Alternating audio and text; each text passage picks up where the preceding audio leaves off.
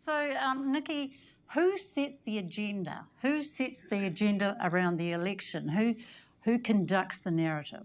Well, the idea we're supposed to believe is that there's the politicians and there's the media, but actually what I see mostly going on is the third group, which is the spin doctors, the professional people whose job it is to advise the politicians on, don't answer this question. Repeat these words over and over again till people are sick of them, because there's some people who they'll get into their brains. Don't mention these policies, even though they're what we're going to do in government, because people won't like them. So when I watch the election campaign at the moment, I see more trickery than honesty, actually. And it frustrates me, because ordinary people deserve to hear what's going to happen. They deserve to know that if they vote for this party or that party, their taxes won't go up, or their taxes will go up, or whatever it is. But we need to know that. There's a lot of catastrophising language out there too. Actually, Claudia, what do you hear?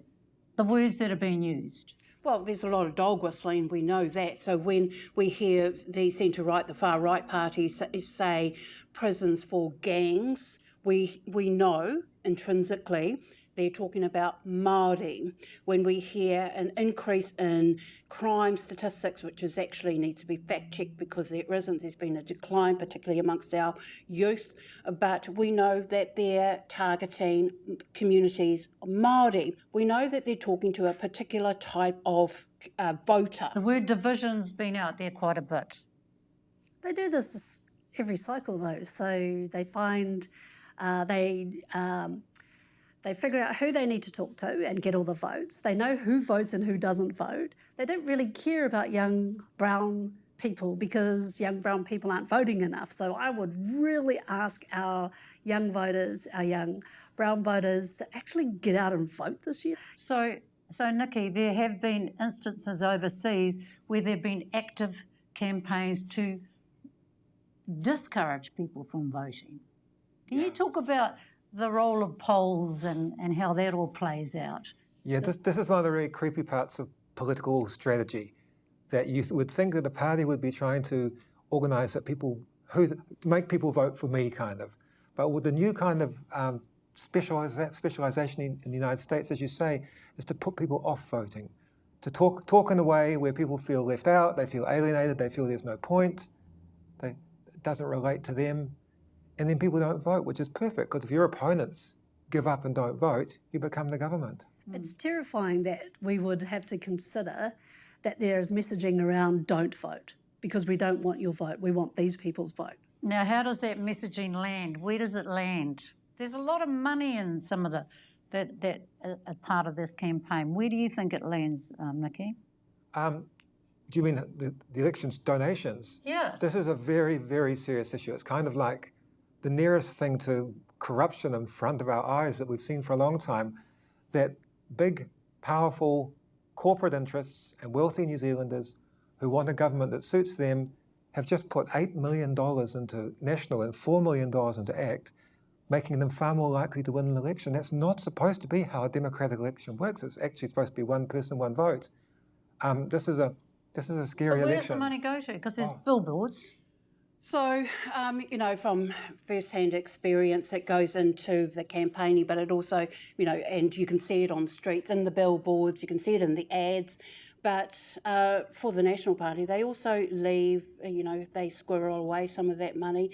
There's also quite a lot of hui that they run as well. So does, all the parties do, where they bring in a lot of speakers to drum up more pūtea. And with the polls as well too, we all know that those polls do not poll those in the Māori electorates, and they do not have a high number of Māori who are polled. For the Māori Party and for all those who are sitting in those Māori seats, the best poll for us is when we go to hui and how many people jump on our buses to support us when we go to those hui. That's what's important to us. And that's where some of the costs are, right, is they call them volunteers, but you're actually bringing them together, busing them somewhere, feeding them, so that all costs money. But the more volunteers you have to get out into the community and say, hey, have you signed up to vote? Those are all where the costs are. But Can I answer your question a bit better, which is, yes, the traditional thing is that the more popular party has more people knocking on doors, has more people getting on the bus. But if you've got millions of dollars from a few very wealthy corporate backers, then you can have full-time staffs on phone calls. You can Social media. Social media campaigns. you can have massive social media campaigns. In other words, money buys votes. It's a sad and very bad thing. So we have mainstream media, and then we have alternative media, and then we have targeted kind of algorithm-driven strategies. Is that correct? Yes. At the moment, some of the parties will be having focus groups, particularly focus groups, and they'll be saying, so how does coalition of chaos sound to you?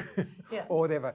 And then they'll be altering the words, and then they'll be saying, no, a coalition against chaos isn't doing so well at the moment. Maybe we'll change to that one. And so there's a very a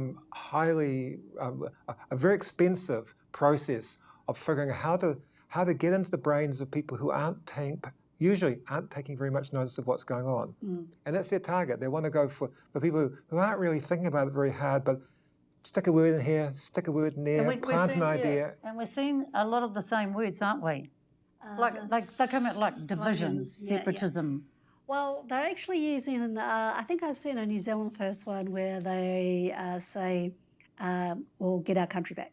Oh yeah, the back. Get the country back. So national Back on and track. national mixed up and with New, the two thingies. and New Zealand New first Zealand are on both track. using that as Yeah, well. So yeah. it's that old.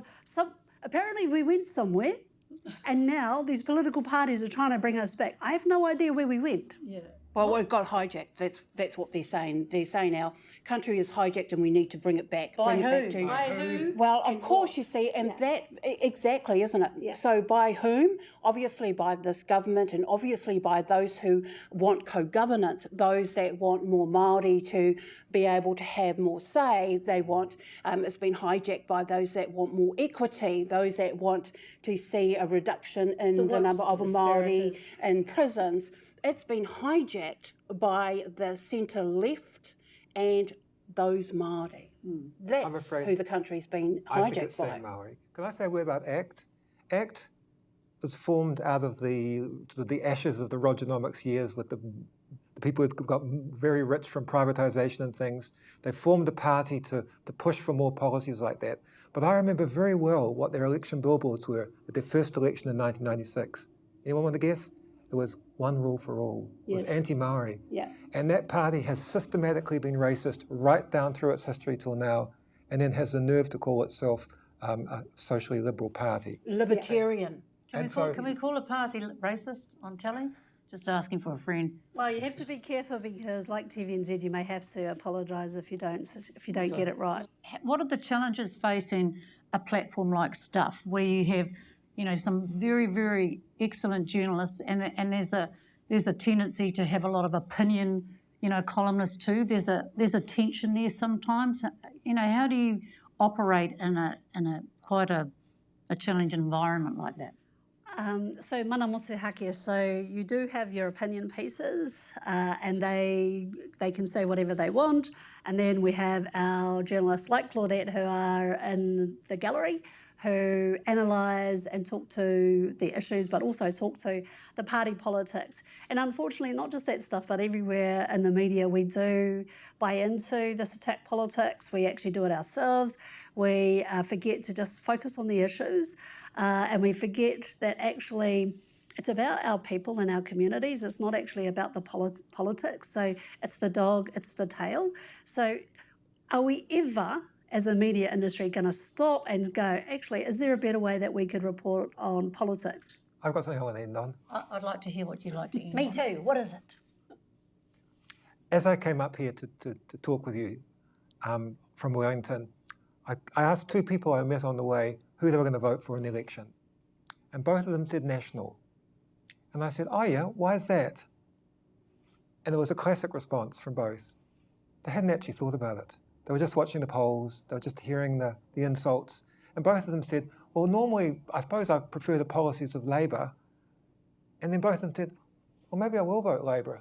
Literally, both of them said that to me, and I thought, here we have it. People have got to think about this or they're just going to be caught by the tricks.